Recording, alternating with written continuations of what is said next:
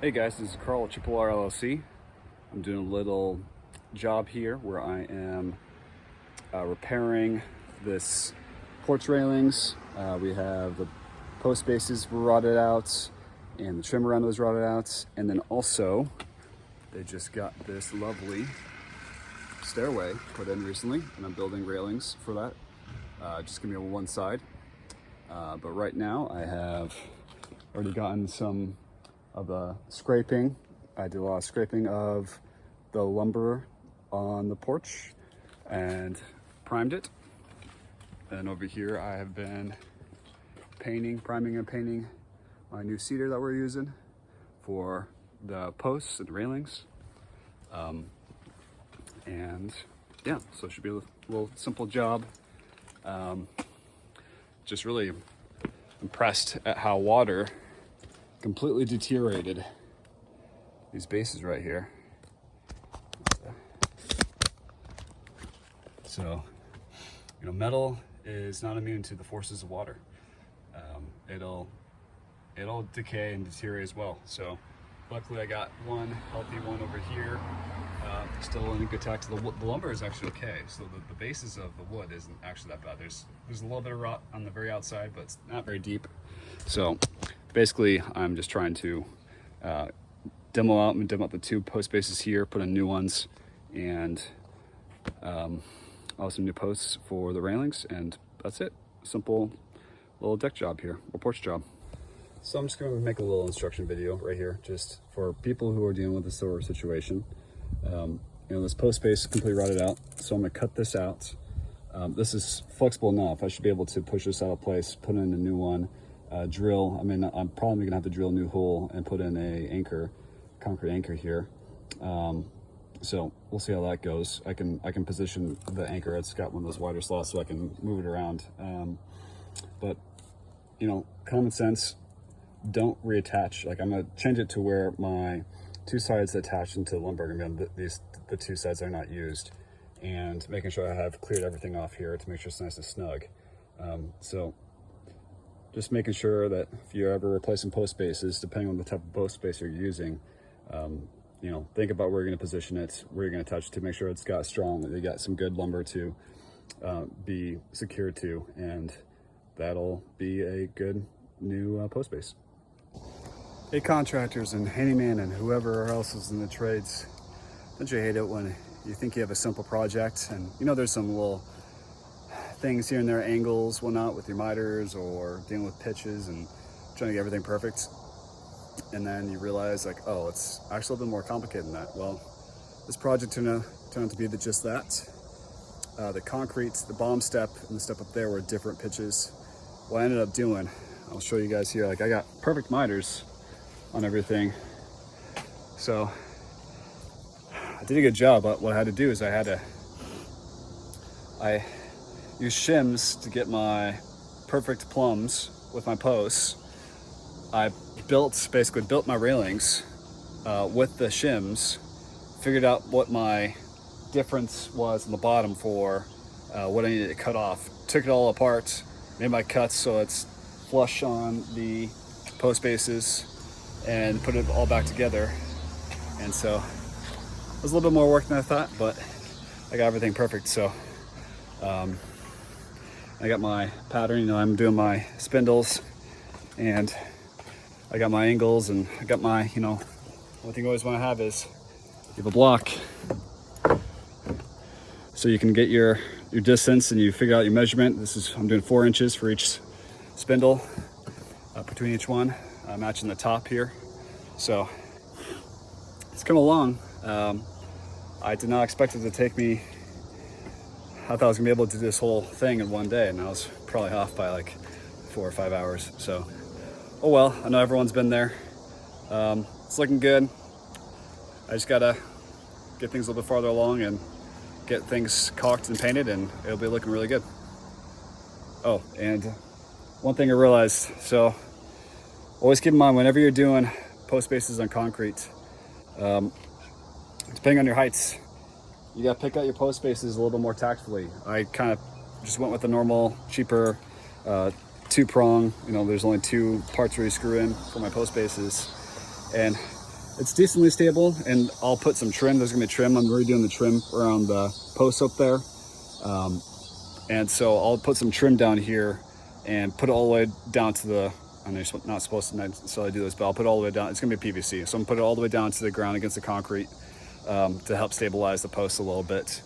And I'll probably only will have it against the concrete on certain sides. Like I don't want water to get trapped in there. So, or maybe I'll just make little peepholes. I'll go flush and make little peepholes for water to get out. So, and like the corners and whatnot. So, trying to be smart and wise about how I'm doing this, make things sturdy, and really looking good.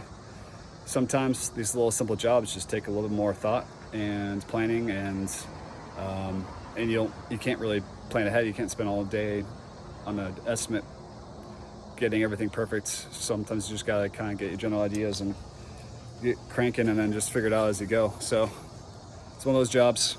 It's turned out pretty nicely though, so I'm gonna be happy. I'm sure the homeowner will be happy too. Find out. Well, good morning. Day 2 of my deck porch repair, installing railings. One thing I'm working on today, I had to come up with a way to try to make these railings, they're a little bit unsteady. I want to be able to have this to where someone who's older, younger, needs a good hand railing to hold on to going up and down these concrete steps. I want them to have a nice and sturdy railing to hold on to. And when you don't have much to connect to, and I didn't really have a good option, we didn't want to put the posts next to the concrete. The concrete pros have a lot of leftover concrete that they just kind of let sit in different places, and that was just going to take too much work to dig all that out and whatnot. So we decided to go with just putting on the steps, and your normal small two-sided bases, post bases, are not going to do too much to make it nice and steady. So my solution is I got some rebar and auger bits. I'm going to put the rebar into the concrete. I got some concrete epoxy. I'm gonna use my auger bit to basically make it to where I can sit my rebar inside the post. And I got some extra little braces too that I'll use my grinder to cut up and set in place on the bases as well, to help make the bases a little bit longer and all tie together. And I think I'll have a nice strong porch railing system here. So we'll see how it goes. I just want to make a quick note. Carpenters, whenever, like for my situation here, I'm taking this back apart. And so I want to be smart about it, making sure I'm putting it back in the right place, making sure things are lining up, because my mind is perfect. So, I got some blocking. I'm doing some little blocking here just to make sure I am getting things landed where I want them to be as before.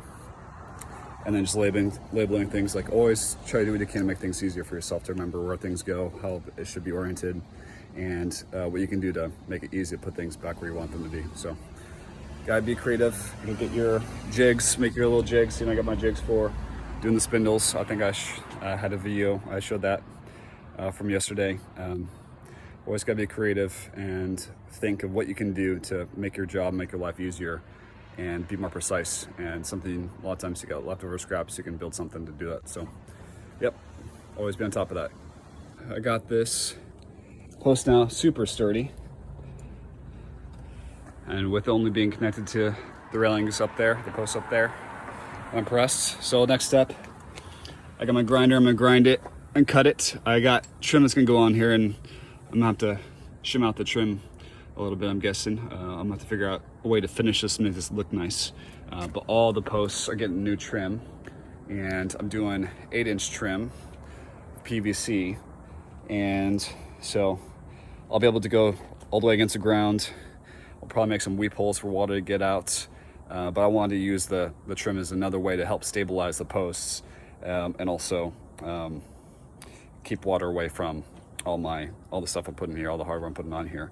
So I'm gonna have to do some custom work with the trim. That's probably gonna be the longest task here, is all the trim work and to go up around the railings, around the posts, around those, just all the little fine work that's gonna take. So that's probably gonna be the longest part of this job, actually.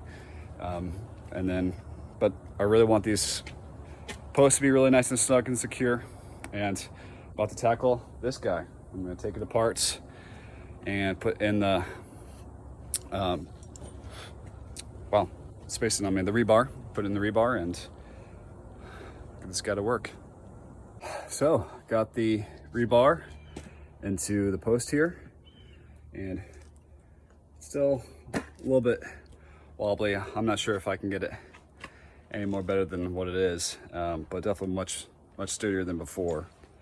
You know, I have brackets to try to help with things. I think once I get my trim on, the trim's gonna help with having a little bit more surface area against the concrete, and I'll have some weep holes into it. So I think that'll help make it nice and strong, and we should be good here. So, all right, just moving on. Well, done for the day. Everything looks pretty good. Can I see? I got painting to do Monday, so I'm here. And it took me a while to do the trim, the base trim for those posts. A lot of little funky things blocking and stuff like that. I had to go around and measure and custom do and custom make. And it's a long day, but looks good. Just a little kind of tidbit on how this was, how I did this for my estimate is I undershot this estimate by a lot. So homeowners, what I'm doing with the homeowner, what we agreed to is I'm still doing a little tiny 2 posts and small railing in the back deck. There's only like 3 stairs.